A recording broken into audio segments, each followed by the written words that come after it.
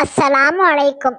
எங்களுக்கு ஆதரவு தந்து கொண்டிருக்கும் உங்கள் அனைவருக்காகவும் அல்லாஹ்விடம் துஆ செய்கிறோம். அல்லாஹ் உங்களுக்கு நன்மையை அள்ளி தந்து இம்மையிலும் மறுமையிலும் கண்ணியப்படுத்துவானாக. ஆமீன். மறக்காம லைக் பண்ணுங்க, சப்ஸ்கிரைப் பண்ணுங்க. அல்ஹம்துலில்லாஹ். அளவற்ற அருளாளனும் நிகரற்ற அன்புடையோனும் ஆகிய அல்லாஹுவின் திருப்பெயரால் நிறைவுடைய வாழ்வழித்து என்னிடநிலத்தை காப்பதற்கு மறையளித்த இறைவனுக்கே மாபெரும் புகழ் அனைத்தும். யூதர்கள் செய்திருந்த உடன்படிக்கையை காற்றிலே பறக்கவிட்டனர். அதை பொருட்படுத்தவில்லை. இந்நிலையை கண்ட நபிகள் நாயகம் ஸல்லல்லாஹு அலைஹி வஸல்லம் அவர்கள் யூதர்களை ஒன்று திரட்டி அனுதாபத்தோடு கூறினார்கள். யூத சகோதரர்களே, இறைவன் மீது ஆணை, நான் இறைவனுடைய தூதன் என்பதில் உங்களுக்கு நம்பிக்கையுண்டு. எனவே இஸ்லாத்தை தழுவுங்கள். பத்ரு போரில் முஸ்லிம்களை எதிர்த்து நின்றவர்களைப் போன்று உங்கள் முடிவும் பரிதாபகரமானதாக ஆகிவிடக் கூடாது. யூதர்களோ தங்களுடைய படைபலத்தின் போதையில் மூழ்கி போயிருந்தனர். நபிகள் நாயகம் ஸல்லல்லாஹு அலைஹி வஸல்லம் அவர்களுடைய பேச்சை அவர்கள் பொருட்படுத்தவில்லை. இருமாப்போடு கூறினார்கள், முஹம்மதே, ஏமாற்றம் அடையாதீர். குறைசிகள் அனுபவமற்றவர்கள். அத்தகையவர்களை நீங்கள் தோல்வியுறச் செய்துவிட்டு தப்பட்டம் அடிக்கின்றீர்கள். நாங்கள் வாழ்வீச்சில் நிபுணர்கள், போர்க்களத்தின் சிங்கங்கள். எங்களோடு மோதி பார்த்தால் போர் என்றால் என்ன என்பதை நாங்கள் உங்களுக்கு காட்டுவோம் என்றனர். இதுவே அவர்கள் உடன்படிக்கையை முறித்து கொண்டதற்கான பகிரங்க அறிவிப்பு. பிறகு முஸ்லிம்களுக்கும் யூதர்களுக்கும் இடையே இருந்த தொடர்புகள் முறிந்து போயின. நபிகள் நாயகம் ஸல்லல்லாஹு அலைஹி வஸல்லம் அவர்கள் வேறு வழியின்றி போர் செய்ய முடிவு செய்து யூதர்களின் இல்லங்களை சூழ்ந்து கொள்ளுமாறு கட்டளையிட்டார்கள். யூதர்கள் முஸ்லிம்களை எதிர்க்க முடியாமல் ஆயுதங்களை கீழே போட்டார்கள். சரணடைந்த யூதர்களை கொல்ல வேண்டும் என்று முஸ்லிம்கள் கூறினார்கள். அப்துல்லா பின் உபை என்பவன் யூதர்களுக்காக பரிந்து வந்தான். அவன் யூதர்களின் கூட்டாளி, மேலும் நயவந்தர்களின் தலைவன். அவன் அவர்களை கொல்ல வேண்டாம் என கூறி நாடு கடத்துமாறு வேண்டினான். நபிகள் நாயகம் ஸல்லல்லாஹு அலைஹி வஸல்லம் அவர்கள் அதனை ஏற்றுக்கொண்டார்கள். 3 நாட்களுக்குள் அவர்கள் மதீனாவை விட்டு வெளியேறிவிட வேண்டும் என்று அண்ணல் நபி நாயகம் ஸல்லல்லாஹு அலைஹி வஸல்லம் அவர்கள் கூறினார்கள். அதன்படி யூதர்கள் தங்கள் மனைவி மக்களை கூட்டிக் கொண்டு மதீனாவிலிருந்து வெளியேறினர். அவர்களின் சக்திக்கேற்றவாறு பொருள்களையும் எடுத்துக்கொண்டு சிரியாவின் எல்லையில் ஓர் ஊரில் குடியேறினர். அவர்கள் 700 பேர் இருந்தனர். அவர்களில் 300 பேர் கவசம் அணிந்த வீரர்கள். பனு கைனுகா யூதர்கள் நாடு கடத்தப்பட்டதன் காரணமாக இஸ்லாத்துக்கு மாபெரும் நன்மை ஏற்பட்டது. மதீனாவில் இருந்த மற்ற சமுதாயத்தினர் முஸ்லிம்களின் எழுச்சி கண்டு பீதி அடைந்தனர். வீரர்களும் பலமிக்க செல்வர்களும் நிறைந்த யூதர்களின் கூட்டம் முஸ்லிம்களின் ஆணைக்கேற்ப நாட்டை துறக்க வேண்டிய நிலை. இது முஸ்லிம்களின் பலம் அதிகரித்து விட்டதை மற்றவர்களுக்கு உணர்த்தியது. அப்போது முஸ்லிம்களின் அருகில் பனு நடீர், பனு ஹுரைலா போன்ற யூத கூட்டத்தினர் வாழ்ந்து வந்தனர். இவ்விரு சமுதாயத்தாரும் முஸ்லிம்களுக்கு அஞ்சினர். இவர்களை தவிர அரேபியாவின் மற்ற சமூகத்தவரிடையேயும் அச்சம் சூழ்ந்தது. மதீனாவுக்கு வெளியிலிருந்து சில சமுதாயத்தார் முஸ்லிம்கள் வளர்ந்து அரேபியா முழுவதிலும் பரவிவிட்டால் ஆபத்து. அவர்களின் வளர்ச்சியை இப்பொழுதே தடுத்து நிறுத்த வேண்டும். அவர்களின் செல்வாக்கை முறியடிக்க வேண்டும் என்று திட்டமிடத் தொடங்கினர். திட்டமிட்ட பிற சமுதாயத்தினர் மதீனாவின் மீது தாக்குதல் நடத்த ஆயத்தமாயினர். நபிகள் நாயகம் ஸல்லல்லாஹு அலைஹி வஸல்லம் அவர்களுக்கும் இச்செய்தி தெரிந்தது. நபிகள் நாயகம் ஸல்லல்லாஹு அலைஹி வஸல்லம் அவர்களும் தோழர்களும் திரண்டு எழ எதிர்க்க முனைந்தவர்கள் நடுநடுங்கி போயினர்.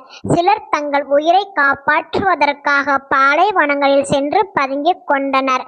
வேறு சிலர் மலை பொதும்புகளிலும் குகைகளிலும் பாதுகாப்பு தேடினர்.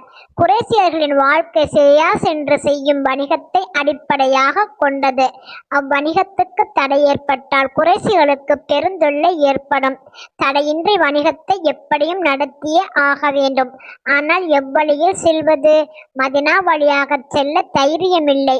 முஸ்லிம்கள் தாக்குவார்களோ எனும் அச்சம் வேறு வழியின்றி ஈராக் பாதையை தேர்ந்தெடுத்தனர். இது ஒரு கரடுமுரடான மிக நீண்ட பாதை. தண்ணீர் கிடைப்பதும் கடினம். எனினும் இதை விட்டால் வேறு வழி இல்லை. நபி தோழர்களுக்கும் குறைசியரின் பயண ஏற்பாடு தெரிய வந்தது. அது போரிடும் காலமாக இருந்ததால் எதிரிகளோடு மோதுவதில் தவறில்லை. அதனால் சைத் இப்னு ஹாரிசா தலைமையில் ஓர் அணியை எதிரிகளை தாக்குவதற்காக அன்னலார் அனுப்பி வைத்தார்கள். 100 வீரர்களோடு சேர்ந்து சென்ற சைதர் அலி நஜ்த் மாகாணத்தில் கரதா என்ற ஊரில் குறைசிகளின் வணிக கூட்டத்தை மடக்கினார். பொருள்களை எல்லாம் விட்டுவிட்டு வணிக கூட்டத்தார் அனைவரும் ஓடிவிட்டார்கள். பொருள்கள் எல்லாம் முஸ்லிம்களிடம் சிக்கின. மகிழ்ச்சியுடன் பொருள்களோடு அவர்கள் மதினா திரும்பினர். நபிகள் நாயகம் ஸல்லல்லாஹு அலைஹி வஸல்லம் அவர்கள் இறைவனுக்கு நன்றி செலுத்திய பிறகு பொருள்களை முஸ்லிம்களுக்கு பங்கிட்டு கொடுத்தார்கள். நபிகள் நாயகம் ஸல்லல்லாஹு அலைஹி வஸல்லம் அவர்கள் மக்காவிலிருந்து மதினா வந்து சேர்ந்த பிறகு தொடர்ந்து போர்களில் ஈடுபட்டார்கள். இஸ்லாத்தின் வளர்ச்சிக்காகவே போர் செய்ய வேண்டிய நிலை வந்தது. உயிர் பொருள் தியாகங்களும் செய்ய வேண்டியதாயிற்று. இடையில் ஓரளவு ஓய்வு கிடைத்தாலும் அவ்வேளையிலும் நபிகள் நாயகம் ஸல்லல்லாஹு அலைஹி வஸல்லம் அவர்களால் ஓய்வெடுக்க இயலவில்லை. அவ்வேளையில் மற்றொரு பணியில் ஈடுபட்டார்கள். முஸ்லிம்களிடையே அன்பையும் சீரிய தொடர்புகளையும் உறுதிப்படுத்துவதே அந்த பணி. நபிகள் நாயகம் ஸல்லல்லாஹு அலைஹி வஸல்லம் அவர்கள் தம்முடைய உத்தம தோழர்களுடன் உறவுகளை மேலும் வலுப்படுத்தவும் அவர்களுடன் அன்பையும் ஆதரவையும் அதிகப்படுத்தவும் விரும்பினார்கள். அதற்காக பல வழிமுறைகளை கையாண்டார்கள். அன்பை வளர்ப்பதற்கு மிக உதவியாக இருப்பது உறவு முறையாகும். நபிகள் நாயகம் ஸல்லல்லாஹு அலைஹி வஸல்லம் அவர்கள் உறவு முறையை பலப்படுத்தினார்கள். அன்னலாரின் முக்கிய தோழர்கள் இருவர். அவர்களை அன்னலாரின் வலது இடது கரங்கள் எனலாம். அவர்களது புதல்விகளை மணந்து அத்தோழர்களுக்கு மன நெகிழ்ச்சியை ஏற்படுத்தினார்கள். அபூபக்கர் ரலியுடைய மகள் ஆயிஷா ரலி அவர்களை மக்காவில் இருக்கும் போது நபிகள் நாயகம் ஸல்லல்லாஹு அலைஹி வஸல்லம் அவர்கள் திருமணம் செய்து கொண்டார்கள். ஆயிஷா ரலி சிறு வயதினராக இருந்ததன் காரணத்தால் அவர்கள் தங்கள் தாய் வீட்டிலேயே இருந்து வந்தார்.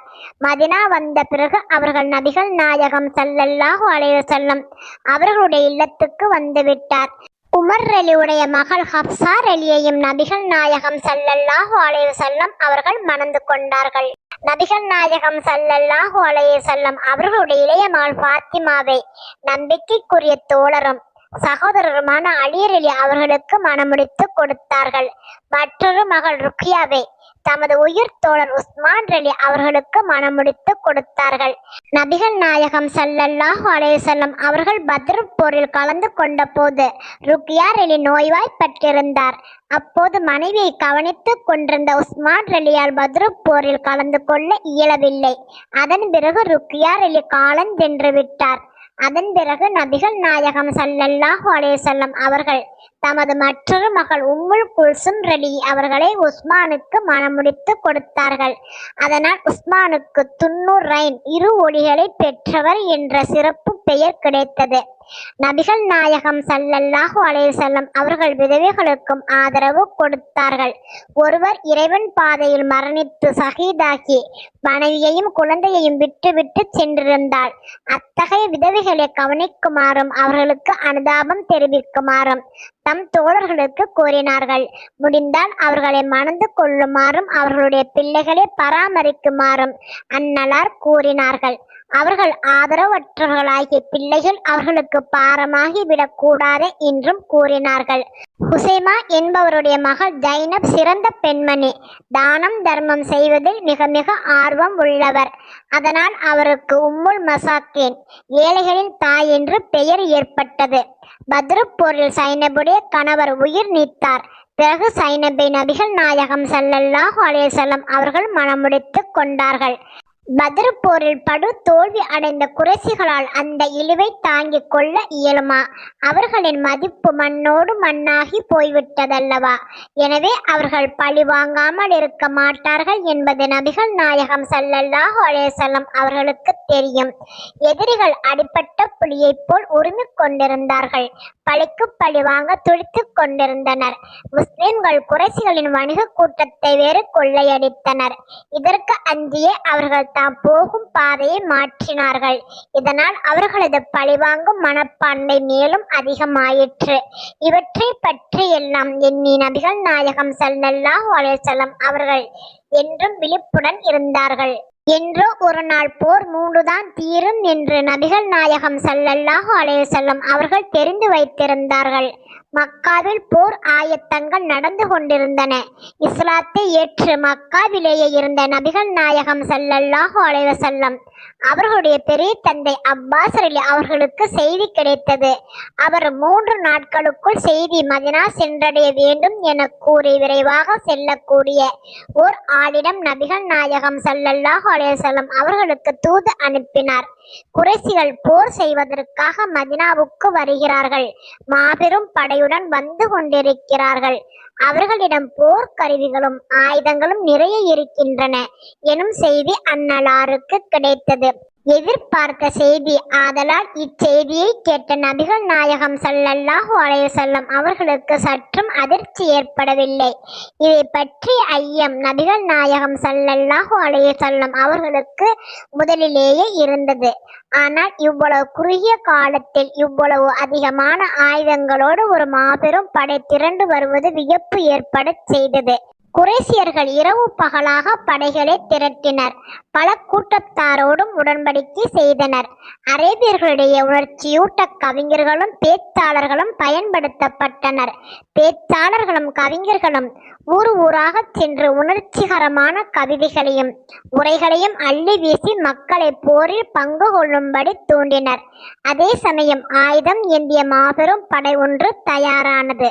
சில பெண்மணிகளின் தந்தையரும் தனையரும் பத்ரு போரில் கொல்லப்பட்டிருந்தனர். எனவே அவர்களும் ஆவேசம் கொண்டிருந்தனர்.